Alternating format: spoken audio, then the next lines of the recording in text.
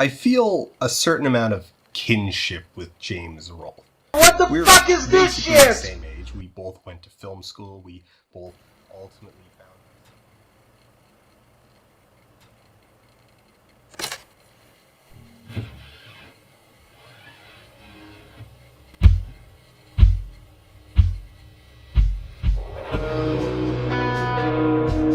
This is my PlayStation 2.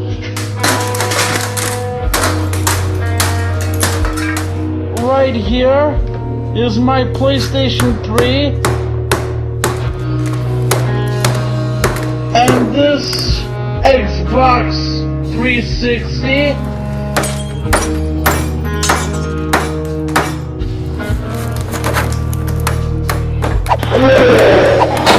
I'm very aware.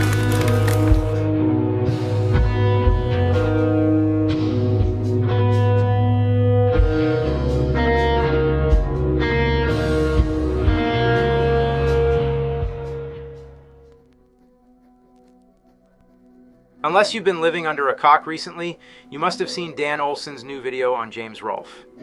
As a longtime fan of Cinemassacre, the Cinemassacre Truth subreddit, and just an overall asshole in general, I thought I would share my own opinions on his video, in particular when he touches upon the Truth subreddit.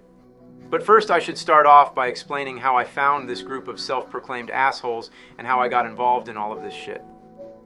Growing up in the golden age of YouTube, I got to experience creators like Smosh, LGR, Northern Lion, jackass clips that were in Spanish to avoid takedowns, and of course, the angry video game nerd.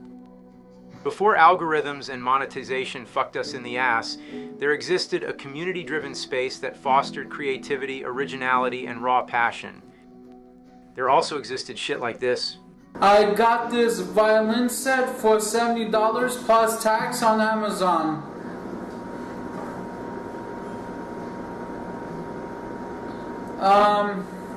It was the Wild West era of YouTube. Did you have an idea? A camera that barely shoots in 360p and a shitload of energy? Yeah. Well, why don't you upload it and share it with the world? And that's how you download videos from Pornhub and copy them to your Sony PS3. Amongst all the bollocks and fanny videos on YouTube, one creator stood out on the platform. He had already created his pile of shit back in his day and honed his craft in doing so. This guy was seasoned, with already 6 Snicks flicks under his belt, a full AOL chat with the legendary director Steven Spielberg, and a potential future in Hollywood. James Rolfe, the Nintendo nerd, was quickly gaining traction. I had not seen anything like this on terrestrial television. Shit. I remember being in secondary school and skipping it to be stuck only finding shit like Dickinson's Real Deal Bargain Hunt and the Jeremy Kyle Show on television. It was real ass. So I'd get the fuck on my Windows XP computer and load up some AVGN. Over the years, there has been a noticeable drop in quality due to many different factors that I won't really get into here. But in summary, lack of time, screen wave, 10-inch cocks, and assholish fans. This video will be covering more of Dan's take on the Truth subreddit. To begin with, Dan is just plain wrong to say that there hasn't been a drop-off in quality and that it's us who have outgrown the AVGN-styled content. This is some pig shit. How can you go from something like this? You know, that's really weird. Could you imagine if you're just sitting around minding your own business, then all of a sudden some naked chick breaks in and starts humping the crap out of you? To whatever you call this. Everybody's heard about the nerd. Nerd, nerd, nerd. Nerd's the word. Nerd, nerd, nerd. Nerd's the word. Nerd, nerd, nerd. Nerd's the word. Don't you know about the nerd? Everybody knows that. There's a lot here to make fun of. Truthers even have a name for all of it. The slob wave era. Get it? Because Justin Silverman is fat and Kieran Fallon has that heavy metal look going on. Being a slob has little to do with being fat, although it helps, and more to do with an attitude and way of outsourcing creative work, usually to individuals who have no charm, charisma, and personality. The blame is on James for choosing these people to take on this work. Ultimately though, no matter what the Cinemassacre truth might be accurate about. It's all just a vehicle for ableism, fat phobia, sexism, transphobia, and, what?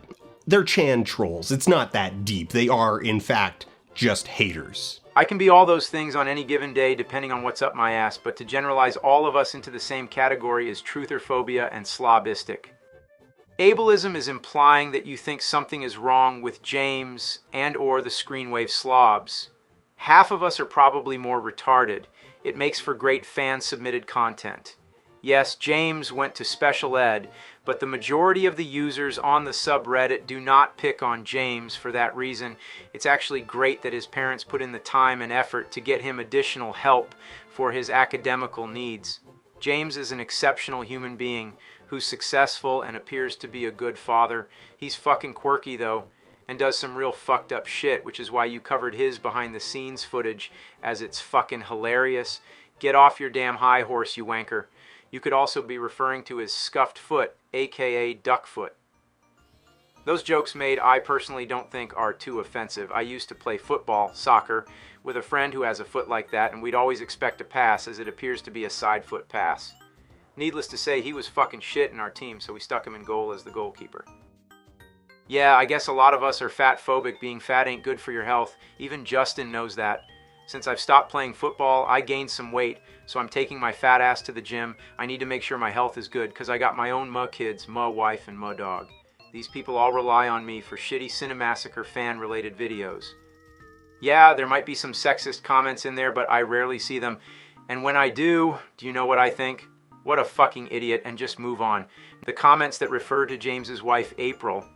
As she is not really a public figure, I do not comment on her a lot.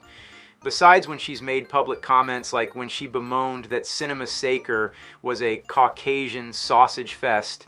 Yeah, well, who the fuck cares? They just happen to be James's friends, and they are white.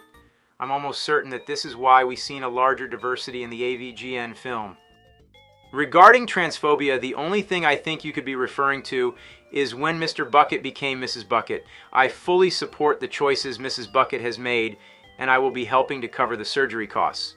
No, but seriously, I'll keep my own beliefs to myself, but could you just imagine tuning into a podcast that you like? Yes, I actually enjoyed talk about games. I'd stick it on in the background at work whilst peeling vegetables, and loading up the latest episode and seeing that one of the hosts is now wearing a blouse and some female jewelry without any explanation or even acknowledgement of those changes. It'd make for a hell of a Joe Rogan episode, I'll give you that. One time, James and Mike sat down to record a Let's Play, and James had somewhere he needed to be to pick up his kids from swim lessons or something, which gave him a hard out of 5:40 if he was going to get there on time.